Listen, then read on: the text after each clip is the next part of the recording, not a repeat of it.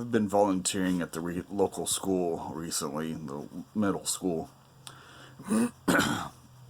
and a couple quotes from a book caught my eye in one of the classrooms the other day, the English teacher's classroom. And it's from this book called Orbiting Jupiter by Gary D. Schmidt. And I just read a small portion of the first chapter, and it was so good, I wanted to share it. This is especially for you, Mom. I think you'll appreciate it as much as I do. Considering the circumstances of our family as a whole.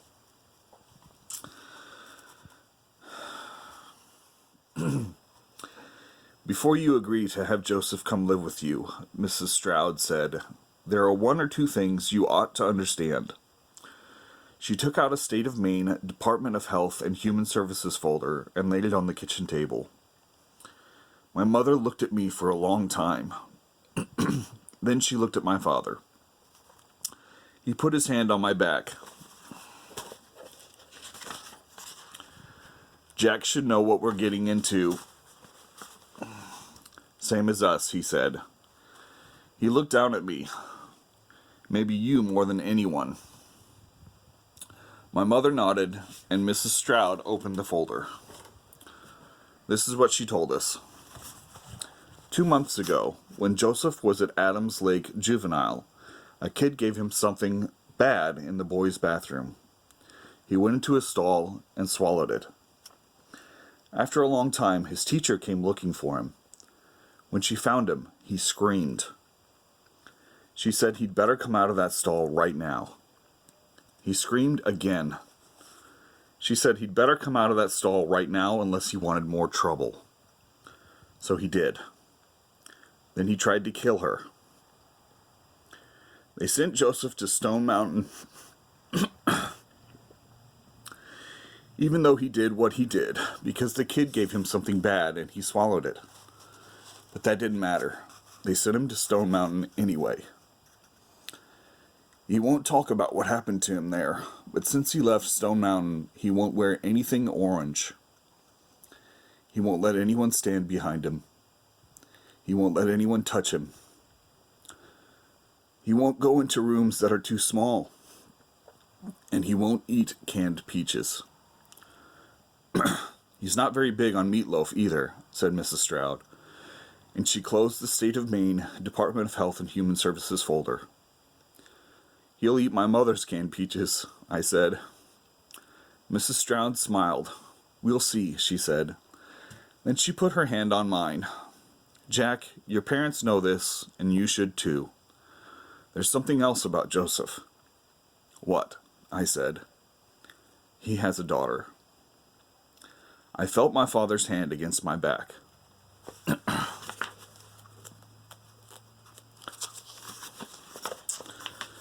She's almost 3 months old, but he's never seen her. That's one of the biggest heartbreaks in this case. Mrs. Stroud handed the folder to my mother. Sorry. Mrs. Hurd.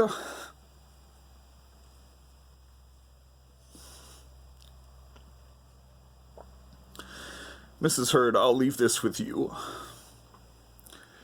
Read it, and then you can decide. Call me in a few days if... We've talked this over, said my mother. We already know. Are you sure? My mother nodded.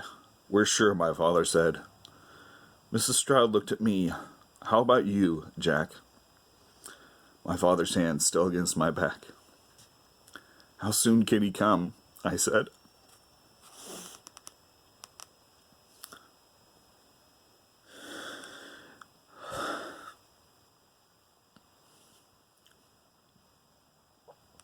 I've read this once already.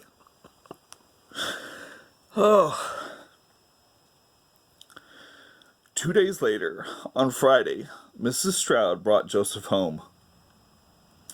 He looked like a regular 8th grade kid at Eastham Middle School. Black eyes, black hair almost over his eyes, a little less than middle for height, a little less than middle for weight, sort of middle for everything else. He really could have been any other 8th grade kid at Eastham Middle School, except he had a daughter, and he wouldn't look at you when he talked, if he talked. He didn't say a thing when he got out of Mrs. Stroud's car. He wouldn't let my mother hug him. He wouldn't shake my father's hand. And when I brought him up to our room, he threw his stuff on the top bunk and climbed up and still didn't say anything. I got in the bunk below him and read some until my father called us for milking. In the big barn, Joseph and I tore up 3 bales and filled the bins. I told him you have to fill the bin in the small barn for Quintus Sertorius first, because he's an old horse and doesn't like to wait. And then we went back to the cows in the tie-up to milk. My father said Joseph could watch, but after today he'd be helping. Joseph stood with his back against the wall. When the cows turned and looked at him, they didn't say a thing. Not even Dahlia.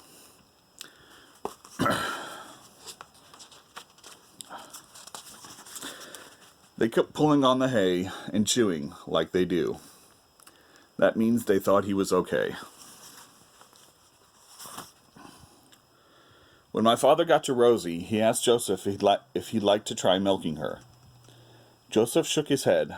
She's gentle. She'd let anyone milk her. Joseph didn't say anything. Still, after my father was done and he'd taken a couple of full buckets out to the cooler, Joseph went up behind Rosie and reached out and rubbed the end of her back, right above her tail. He didn't know that Rosie loved anyone who rubbed her rump, so when she mooed and swayed her behind, Joseph took a couple of quick steps back. I said, "She's just telling you she's—" "I don't care," said Joseph, and he left the barn. The next morning, though, when the 3 of us went out to the big barn to milk, Joseph went to Rosie first, and he reached out and rubbed her rump again, and Rosie told Joseph she loved him. That was the first time I saw Joseph smile. Sort of. Joseph had never touched a cow's rump before, or her teat even, really, so he was terrible at milking. And even though I kept rubbing her rump while Joseph was being terrible at milking, Rosie got pretty frustrated, and finally she kicked over the pail because Joseph didn't have his leg out in front of hers. It didn't matter much because there was hardly any milk in it anyway. Joseph stood up just when my father came in. My father looked at the pail and the spilled milk. Then at Joseph. "I think there's something you need to finish there, Joseph," he said. "You need milk this bad. There's probably a store where you can get some like normal people," he said. It was the longest string of words he'd said. "I don't need the milk," said my father. He pointed at Rosie. "But she needs you to milk her." "She doesn't need me to. She needs you." My father stacked his 2...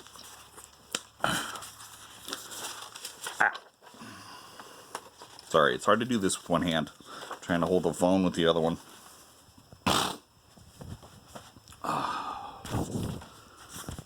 My father stacked his 2 pails to the side, then righted Joseph's pail underneath Rosie. "Sit down on the stool," he said. It took a few seconds, but Joseph came and sat down, and my father knelt beside him and reached beneath Rosie. "I'll show you again. With your thumb and forefinger, you pinch off the top, like this, and then let your fingers strip the milk down, like this. A squirt of milk against the metal side. Another. Another. Then my father stood. A few seconds. More than a few. Then Joseph reached under and tried. Nothing. Thumb and forefinger tight, then run down your other fingers. Joseph tried again. My father took over rubbing Rosie's rump. She mooed once, and then the squirting began. It was slow and not all that steady, but Joseph was milking, and soon the sound in the pail wasn't the sound of milk on metal, but that foamy sound of milk in milk. My father looked at me and smiled. Then he went around behind Joseph to pick up the pails he'd stacked. And bang! Joseph leapt up as if something had exploded beneath him. His pail got knocked over again, and the stool and Rosie mooed her afraid moo, and Joseph stood with his back against the barn wall with his hands up. And even though he usually didn't look at anyone,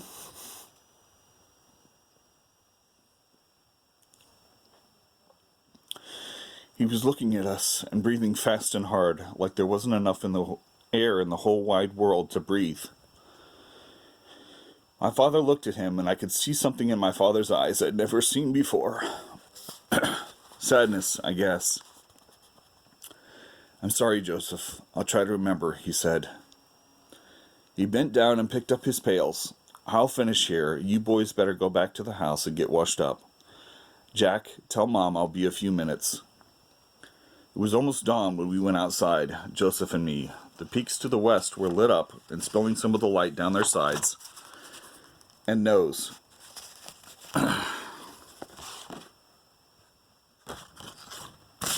Oops.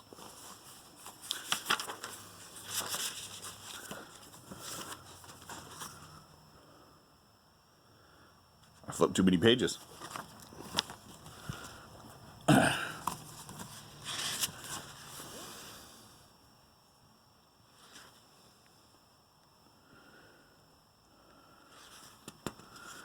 Okay. We'll read starting from that last paragraph again. It was almost dawn when we went outside, Joseph and me. The peaks to the west were lit up and spilling some of the light down their sides onto our fields, all harvested and turned and ready for the long winter. You could smell the cold air and the wood smoke. The pond had broken panes of ice on the edges, enough to annoy the geese. And from the small barn you could hear Quintus Sertorius at his grain, snorting in his bin. Rosie mooed inside the barn. Everywhere in the gray yard, color was filling in. The red barns, the green shutters, the green trim on the house, and the yellow trim on the chicken shed. The orange tabby clawing into the fence rail.